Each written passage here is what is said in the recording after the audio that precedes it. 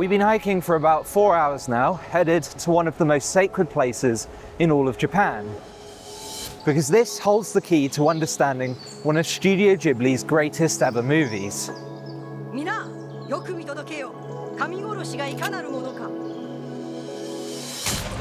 Nestled 60 kilometers off Japan's southern prefecture of Kagoshima lies an island, sometimes called the Alps of the Ocean, and it's easy to see why. This place does just feel a little bit like another planet. Home to one of the most unique ecosystems on Earth, this remote rainforest has become best known as the inspiration behind Hayao Miyazaki's Princess Mononoke.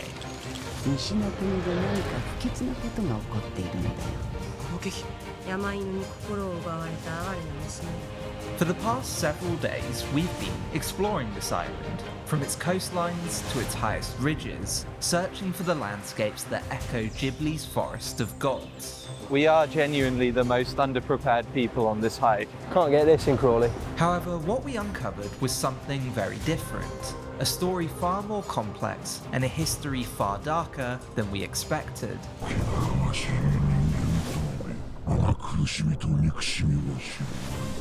So join us for an expedition across Japan's ancient forest paradise of Yakushima.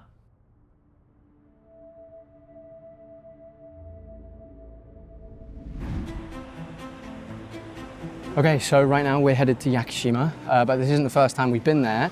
We actually went about 5 years ago, and how was it? I mean, yeah, it's one of the most insane places I've ever been in my life. Like, kind of life-changing. So hopefully we're going to be able to capture the magic that we felt the first time around.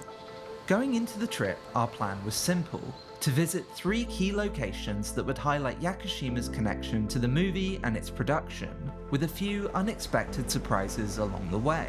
The views here are going to be absolutely incredible. Starting our journey in Tokyo, we took a flight down to Japan's southern city of Kagoshima, where we stayed the night and got up early the following day to board a ferry to the island.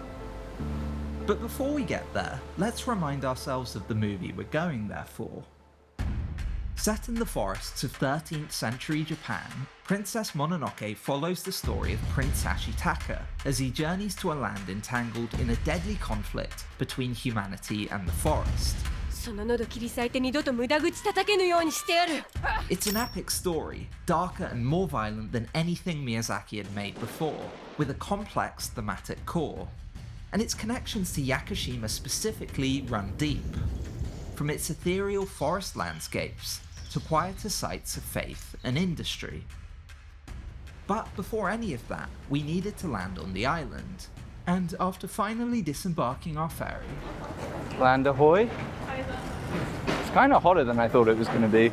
We kicked our trip off with the simple task of finding the car I'd booked. Did you get insurance on the car? I don't think so. Maybe. We'll see. Great, maybe's great. Maybe I love maybe. Yeah. Okay, we have the car. We've got the car. He's a very nice boy, and we have insurance, so that's good. It means we're allowed to crash. That is not what it means. So I've never driven in a foreign country before. Never driven a K car, for that matter. Whoa. And with this revelation about Frank's driving history, I was filled with a lot of confidence. But there's no handbrake. Is park, does that put it in handbrake? Neutral, reverse drive. I don't know what S means. What is that? Okay, that's not the indicator. That's not the indicator. I would appreciate it if you try not to kill both of us. Well. But after some careful deliberation... Why is it so sudden, dude? We were just about ready to hit the road. Okay, we're going. Oh my god, we're on the move.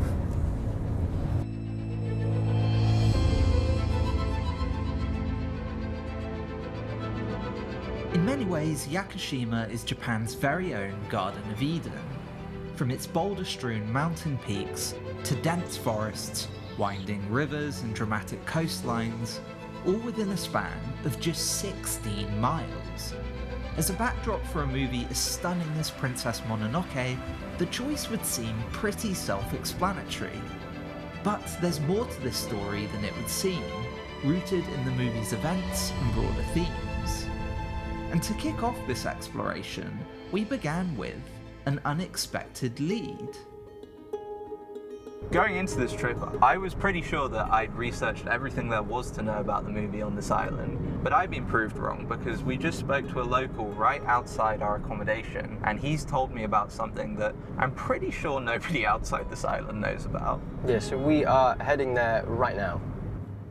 This is my real actual dog, Stanley, and he kind of looks like one of the wolves from Princess Mononoke, so he's going to help me present the sponsor of today's video, Sakurako. Inside this amazing box is a curated selection of traditional and artisan Japanese snacks from across the country, all from local makers. And each box has a monthly theme, this one being Sakura in Bloom. And immediately I'm taking a look at the Sakura Daifuku.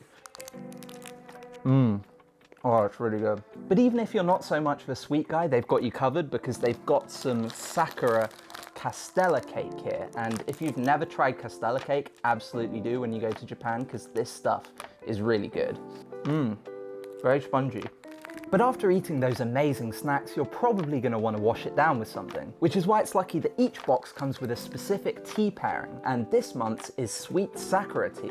And it doesn't even end there, because if you dig to the very bottom of the box, each time it comes with its own tableware, and that is very nice. Look at that, absolutely beautiful. Each box also comes along with this really helpful cultural guide that teaches you everything you need to know about your snacks, from where they're from to allergen information. It even teaches you a little bit about Japan. So if you, a friend, a family member loves Japanese sweets and wants to experience it from the comfort of your own home, I highly recommend Sakurako. So what are you waiting for? Click that link in the description below to get your very first box. And if you want to get $5 off your first order, use the on-screen coupon code now. Thank you so much to Sakurako for sponsoring this video.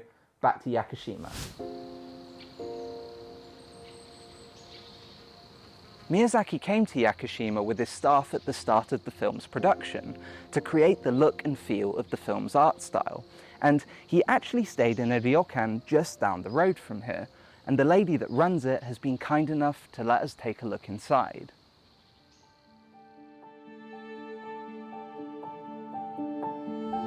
So these are some of the drawings that Miyazaki drew when he stayed here as thanks to the staff.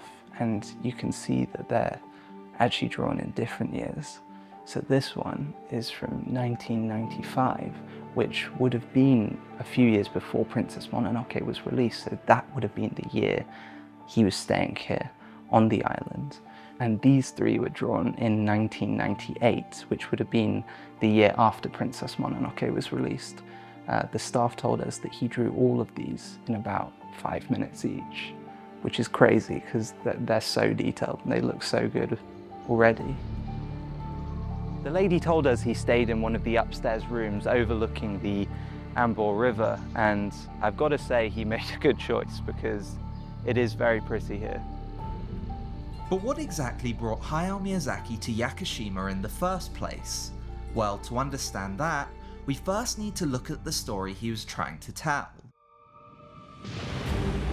Princess Mononoke opens on Prince Ashitaka springing into action, defending his village from an enraged demonic boar. From the very first scene, it's clear that this film would be darker than anything Miyazaki had made before, something he'd been planning for some time. 自分にとっての時代劇っていうのはもうその周りをぐるぐる回ってるだけで一向に近づけないんですよね。これで次回作はって聞かれるたびに時代劇って言うんですけど、もう10年以上前から言ってるんです。Drawing on an idea for a samurai story he'd had years earlier, Miyazaki had the makings of a new project, an action epic set during Japan's Muromachi period. And venturing into these unknown lands would be his outcast hero, with one overarching goal. その地に赴き、曇りのない眼で物事を見定めるなら、 Much like we discovered in our previous documentaries on Spirited Away and Totoro, as well as some future adventures on this channel, Miyazaki's Japan-based stories tended to draw from specific, real locations, and Princess Mononoke was no different. And so, in search of a landscape worthy of these ancient, undiscovered lands, Miyazaki and his team set out into the mountains of Yakushima.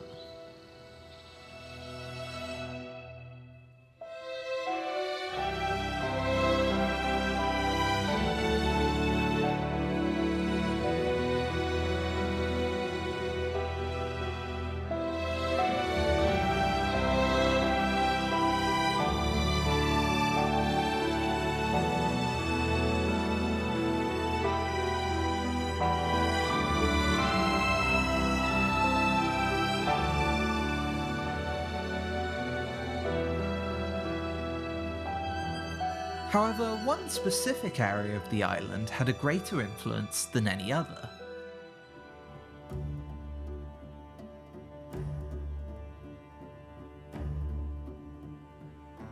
Located in northern Yakushima, Shiratani Unsuikyo is a natural gorge whose hiking routes extend several kilometers into the island's interior. Today, it's commonly known as the Mononoke Forest. And as we began our trek, it soon became evident why. The tricky thing is we've got quite a long way to hike today. It's about a 5 or 6 hour hike, but we keep stopping to film everything because like every time we turn the corner is one of the coolest things I've ever seen. But as we continued further into the mountains, filming cool things soon became the least of my worries. Okay, the path has started to get a little bit more treacherous now. Just for context, I'm not the most coordinated hiker. Last time we were here, I even fell in a stream, and it seemed I hadn't exactly improved. I'm really doing everything in my power to not look like a moron as I walk over the rocks, but unfortunately, you do just have quite a moronic walk. So yeah. I mean, I have a moronic walk at the best of times. Well, it's part of your charm. Part of the charm. And as I waddled like a newborn penguin up rocky paths and across rivers, we edged closer to the part that caught Miyazaki's eye the most.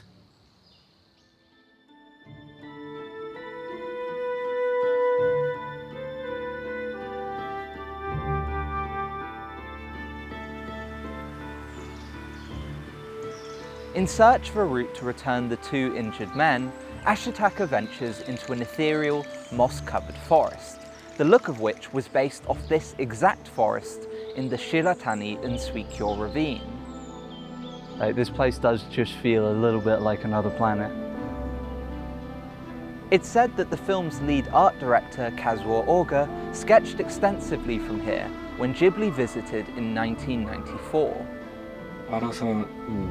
作られたように綺麗じゃないっていうバランス悪い本物はほらこう花がついてる枝もあればついてない枝もあったりして人が見て都合よくかっこよくないじゃないですかそこら辺の綺麗なアンバランスっていうのが But beyond its stunning scenery, the forest is also remembered for something else.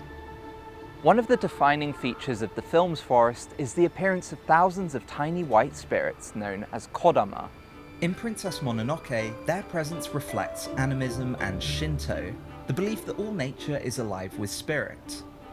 This holds particular significance in Yakushima, where an enduring annual tradition of pilgrimage leads worshippers to the island's highest peaks to pray to the mountain gods. However, Shinto is not just in the spirits and gods of the film, but is also embodied in the depiction of the forest itself, which Miyazaki described as a kind of pure land. In his own words, there is a religious feeling that remains to this day in many Japanese, a belief that deep within our country lies a very pure place, where people are not meant to enter. For Miyazaki, this forest in Yakushima embodied that purity, a sacred place that felt totally unspoiled by human hands, as if we could be walking through these trees a millennia ago. And in this lies another key point as to why Miyazaki chose this specific time period, because he saw the Muromachi era as somewhat of a turning point, one which saw the pushback of the natural world to be succumbed to the rise of man. After ascending from the forest safely, Ashitaka comes onto a fortified settlement on the edge of a vast lake and returns the injured men. In Japanese, the settlement is referred to as Tataraba, meaning Iron Town, because here we see the operation of great iron furnaces.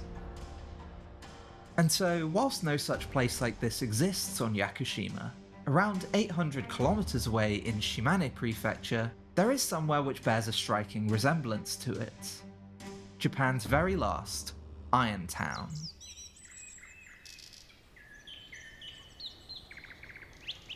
In creating the furnace's look, Miyazaki thought back to images he saw when he was younger of the backyard furnaces during Mao Zedong's Great Leap Forward, a scheme designed to increase steel output across the country.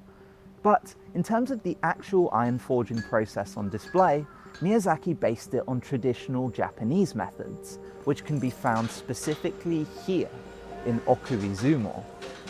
On the surface, it's this tiny, picturesque town sitting idly in a small valley. But Okurizumo is actually the last place in Japan to output steel using this traditional method. The biggest visual parallel with Princess Mononoke can be seen in the large thatched roofs in the town, which bear resemblance to Okurizumo's own furnace hall, known as a takedono. Traditionally, the smelting process of this takedono would last up to 3 days and nights, in which the workers would operate continuously, without sleep. The process was overseen by the foreman, or murage, who was responsible for adding the iron sand and charcoal into the fire. Because there was no manual that explained the exact amounts and timings of these additions, the whole process depended entirely on the murage's judgment, based on the smells, sounds, and colours of the fire. When finished, the clay shell is broken to extract the iron. Typically, the iron would be used for steel swords, but in Princess Mononoke, it's used primarily for gun production. この者たちが考案した新しい石火矢だ。民国のものは重くて使いにくい。 And so it's here that we see the full relevance of this process in the film, and the dark consequences that it brings to the land.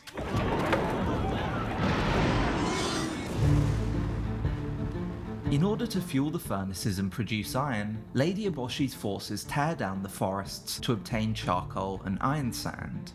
And this is paralleled with the real history of Okurizumo, as producing the charcoal that fueled the Tatara forges relied on cutting down the area's trees. At their peak, wealthy steel dynasties claimed entire forests and mountains to produce iron, and it's this motif that becomes central to the conflict of Princess Mononoke. やりました。気圧は不死身だ。このぐらいでは死なん。 As a full-on battle breaks out within Irontown, Ashitaka tries desperately to broker the peace between the forest and mankind. And it's here where Miyazaki unfolds the film's central question of whether man and nature can peacefully coexist, a goal which is presented as almost impossible. みんな見ろ！俺が身の内に救う憎しみと恨みの姿だ！ So what exactly does this conflict between man and nature have to do with Yakushima? Well, as we'd soon find out in our final expedition of the trip, there's a much darker history lying within these mountains, one that ties directly into the movie's core message. And to reach it, you just have to get up very, very early. Oh my god.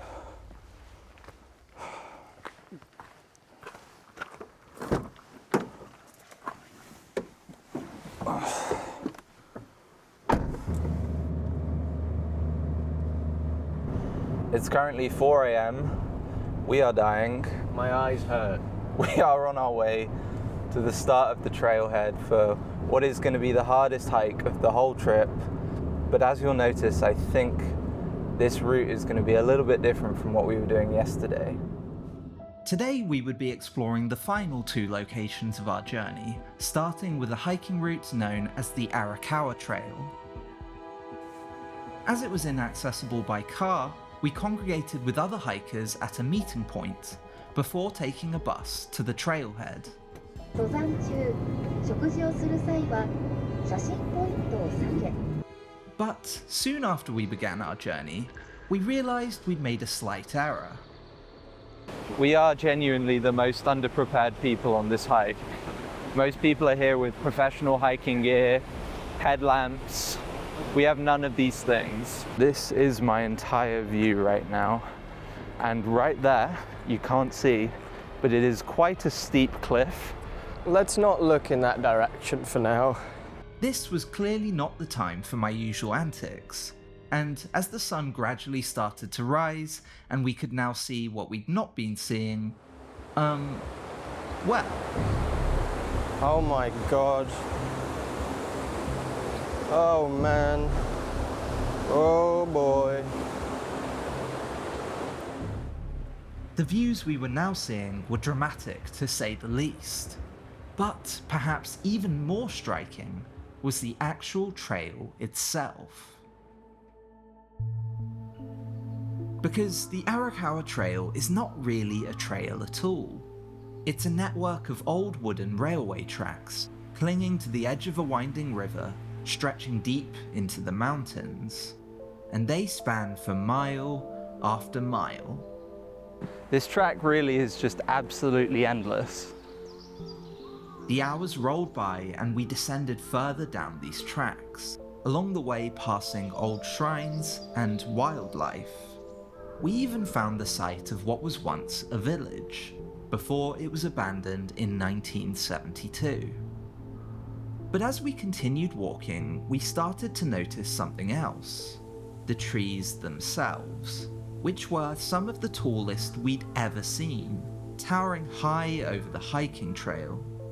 And it's this detail which begins to unravel the deeper history behind these tracks and how this all links to Princess Mononoke. 明日か、ここにとどまり力を尽くさぬか。あなたは獅子神の森まで奪うつもりか。 And this is where the film's links to Yakushima and its history get really interesting. You see, for centuries, Yakushima remained isolated from Japan's mainland power struggles. The island was prized for its medicinal plants and ornate yakugai shells, luxury items for trade. But one thing was never sold: the ancient Yakusugi cedar trees, which locals revered as deeply, deeply sacred. And so for centuries, Yakushima's interior forests were left untouched by man. That is, until the Edo period, when things dramatically began to change. In 1631, a Buddhist priest named Tomari Jojiku arrived under the influence of the mainland Shimazu clan. He ultimately tricked the locals, claiming he had divine permission to fell the cedar trees. Soon after this, his clan established a state-controlled lumber industry on Yakushima that would last for centuries. And so, throughout the Edo and into the Meiji era, millions of hand-split cedar shingles were exported from Yakushima. The island had become a cornerstone of Japan's logging industry. By the 1920s, new logging infrastructure penetrated the island's interior, leading to the creation of work camps and narrow gauge railways, the very tracks we're walking on now. But 100 years later, the tracks are now completely abandoned, repurposed as a hiking trail. This leaves the question then of what exactly happened here. Why was this massive deforesting operation, one that dramatically changed the landscape of this island, seemingly brought to an end? Well, the answer lies at our final destination.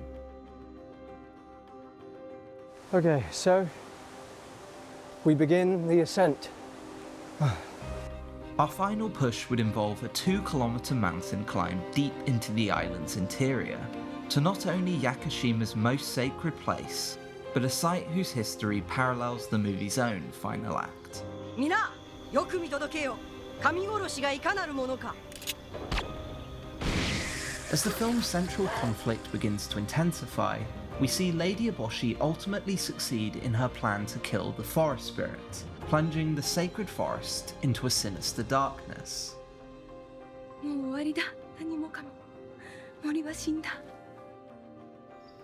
And this narrative thread didn't come from nowhere. Because years before Princess Mononoke was even conceived, Hayao Miyazaki also underwent this pilgrimage.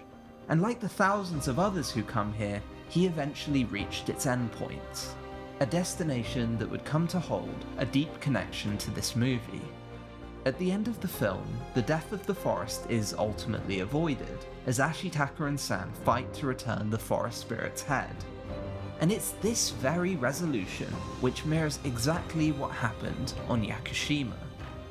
After centuries of destruction and mutilation to the landscape, in 1970, suddenly, deforestation was brought to a halt. And today, Yakushima stands formally inscribed as a UNESCO World Heritage Site, to be protected indefinitely. and it was all the product of one unique discovery.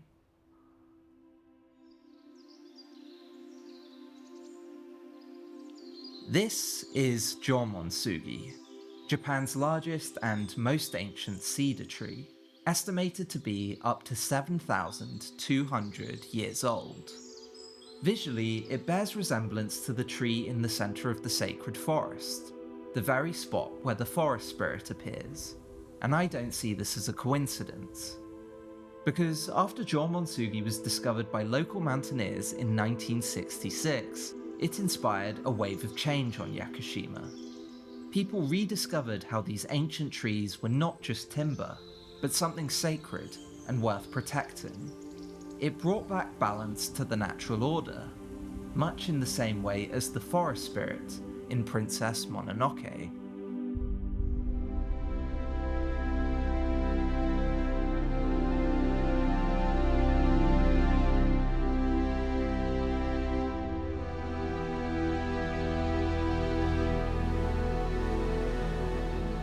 In the movie, after returning the forest spirit's head, there's a regeneration of natural life, and the humans vow to change their ways. 礼を言おう。誰かアシタカを迎えに行っておくれ。みんな初めからやり直しだ。And yet, the resolution isn't so clear-cut.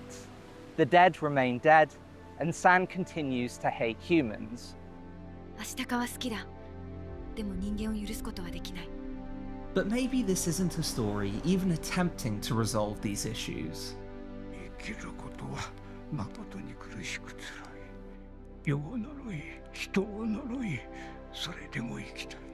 With Princess Mononoke, Miyazaki shows us that some wounds can't fully heal. Man and nature will always collide, conflict will always persist. But that doesn't mean we can't find beauty in the world and choose to live our lives despite it. そのつぶての秘密を調べて何とする？曇りなき眼で見定め、決める。